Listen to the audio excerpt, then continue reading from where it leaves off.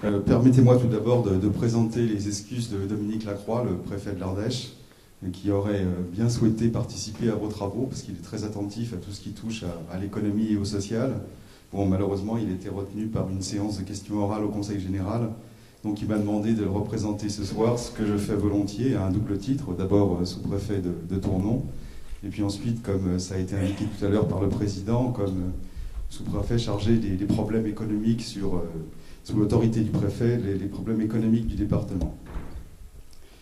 Monsieur le Président, Mesdames et Messieurs, votre réunion de ce jour se tient dans un contexte particulièrement difficile. La crise économique qui n'en finit pas de se prolonger avec toutes les conséquences que nous connaissons depuis plusieurs années maintenant. Et malheureusement, les perspectives des prochains mois ne permettent pas d'envisager une amélioration significative du climat économique. Et les prévisions pour la zone euro pour 2013 et 2014, qu'elles émanent de l'OCDE, de la Commission européenne, de l'INSEE, ne laissent pas espérer une franche accélération de la croissance, avec néanmoins un environnement international qui pourrait s'améliorer. Dans l'ensemble européen, notre pays présente des aspects particulièrement préoccupants, et ça ne date pas d'aujourd'hui.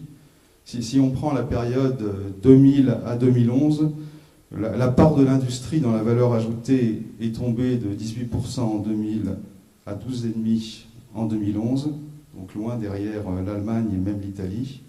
Les parts de marché de la France en Europe ont chuté de presque 13% en 2000 à 9,3% en 2011. Et la balance commerciale, quant à elle, s'est inversée hors énergie.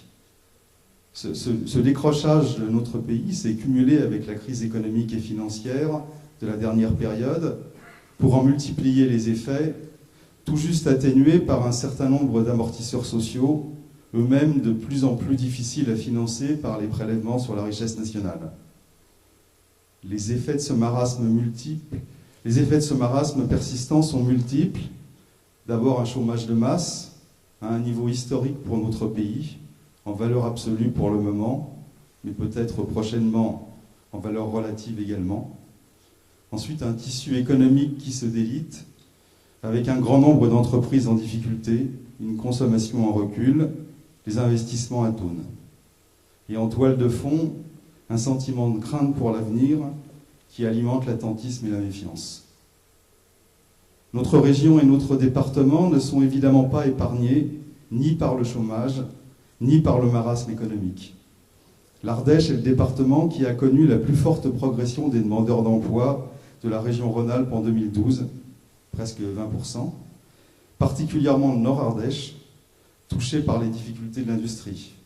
Nous avons tous en tête la situation critique de quelques entreprises emblématiques du territoire que je ne citerai pas ici. Pour autant, dans ce contexte morose, des signes de vitalité subsistent ou apparaissent. Les entreprises innovent et gagnent des marchés. Nombre d'initiatives démontrent la vivacité de l'artisanat.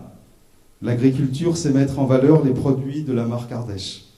Les chambres consulaires, les organisations professionnelles, les collectivités multiplient les actions et les outils pour appuyer et accompagner ces dynamiques. Monsieur le Président, vous avez détaillé tout à l'heure un certain nombre d'actions qui sont menées par votre Chambre en collaboration avec d'autres acteurs, et c'était tout à fait parlant.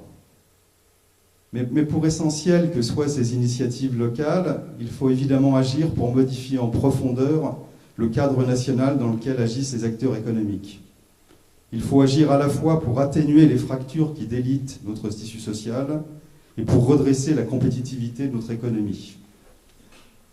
Sur le premier aspect, c'est-à-dire la lutte contre les fractures sociales, la question du chômage est évidemment cruciale.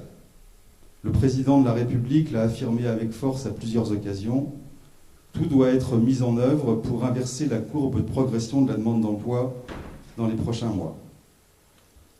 Dans cette perspective, des mesures structurelles sont en discussion au Parlement pour retranscrire dans la loi l'accord national interprofessionnel sur la sécurisation de l'emploi. Rappelons que cet accord vise à la fois à donner aux entreprises la souplesse nécessaire pour mieux s'adapter à la conjoncture, par exemple en modulant le temps de travail ou les rémunérations, et à limiter par ailleurs la précarité des salariés. En cela, cet accord est déjà novateur, mais sa portée dépasse son contenu. Pour la première fois sans doute dans notre pays, une négociation entre les partenaires sociaux a permis un accord majoritaire fondé sur un compromis pragmatique à l'image de la tradition de dialogue social qui se pratique dans de nombreux pays, notamment du nord de l'Europe. Mais lutter contre le chômage, c'est aussi se doter d'outils à effet plus immédiat, notamment envers les catégories les plus touchées, parmi elles les jeunes et les seniors. 2 dispositifs sont désormais opérationnels. Tout d'abord, les emplois d'avenir, dirigés vers les jeunes les plus éloignés de l'emploi, dispositifs principalement destinés au secteur non marchand, collectivités ou associations. Principalement, mais pas exclusivement. En effet, les entreprises du secteur marchand peuvent utiliser ce dispositif, ce qui est relativement peu connu, dans des conditions précisées par un arrêté du préfet de région. Pour faire vite, il s'agit soit de certaines catégories d'entreprises, par exemple celles de l'économie sociale et solidaire, de l'environnement, des services à domicile, soit, et là c'est ouvert à toutes les entreprises, des métiers considérés en tension, et la liste est assez importante puisqu'elle va des ouvriers de la mécanique automobile aux chaudronniers soudeurs, en passant par les cuisiniers en restauration collective. J'appelle votre attention sur cette possibilité qui peut permettre aux entreprises, à des conditions financières extrêmement favorables, de recruter des jeunes disponibles. Le second dispositif pour favoriser l'emploi est celui dit des contrats de génération. Vous en connaissez le principe. Il s'agit, avec l'aide financière de l'État, de recruter un jeune demandeur d'emploi en maintenant un senior dans l'entreprise. Les services de Pôle emploi sont désormais pleinement opérationnels pour vous appuyer dans cette démarche. Lutter contre le chômage par des mesures incitatives, c'est évidemment nécessaire, mais la clé de la bataille pour l'emploi, c'est surtout de restaurer la compétitivité de notre économie. Ce sont les entreprises qui créent les emplois, ce qui s'oppose de créer ou de restaurer les conditions favorables. C'est là tout l'objet du Pacte national pour la croissance, la compétitivité et l'emploi. Ce dispositif d'ensemble s'articule autour de 8 leviers de 35 mesures, dont une des principales, le crédit d'impôt pour la compétitivité et l'emploi, le CICE, vous a été présenté avec précision par Madame Gian de la direction des finances publiques. Je n'y reviendrai donc pas, sinon pour insister sur le fait que ces mesures s'analysent comme une baisse des charges salariales de 4% dès cette année, de 6% à compter de 2014, et ce jusqu'à 2,5 fois le SMIC comme ça vous a été exposé, quel que soit le secteur d'activité ou la taille de l'entreprise.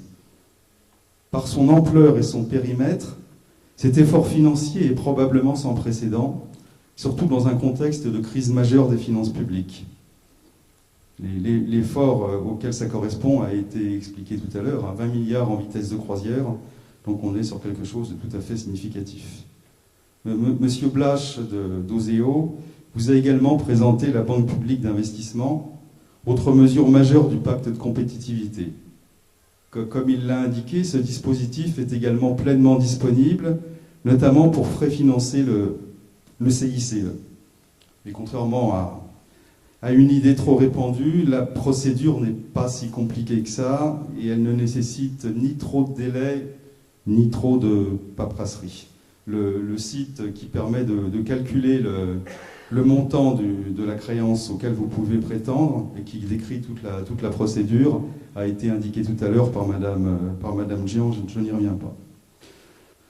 Bon, rassurez-vous, je ne détaillerai pas les 33 autres mesures du plan gouvernemental. J'indiquerai simplement qu'elles constituent un ensemble cohérent, largement inspiré du rapport remis par Jean Langlois sur la compétitivité de notre économie, qui vise toutes à alléger le coût du travail, à stimuler l'innovation et l'exportation, et évidemment à soutenir l'emploi. Ces mesures s'adressent à toutes les forces vives du pays, les entreprises bien sûr, mais aussi les collectivités territoriales, les organismes financiers, le secteur associatif, les salariés et leurs organisations. Toutes sont impliquées dans l'effort nécessaire pour sortir par le haut de cette crise qui n'en finit pas. J'ajoute que ces mesures doivent être complétées par une politique volontariste de simplification des normes administratives qui s'appliquent aux entreprises, mais aussi aux citoyens et aux collectivités. C'est ce que le président de la République a appelé le choc de simplification. Le dernier comité interministériel de modernisation des politiques publiques a déjà décidé d'un certain nombre d'orientations fortes, et les préfets sont chargés de faire remonter aux différents ministres des propositions de simplification dans les meilleurs délais. À ce sujet, tous les chefs d'entreprise, mais aussi les responsables des chambres consulaires et des organisations professionnelles, sont vivement invités à communiquer toutes leurs propositions de simplification, sans aucune retenue, et quel que soit le domaine concerné. Le préfet, il a beaucoup insisté là-dessus, il en tiendra le plus grand compte. Je terminerai cette intervention en vous remerciant, Monsieur le Président de la Chambre de commerce et d'industrie, de votre implication dans toutes les politiques publiques mises en œuvre dans notre département.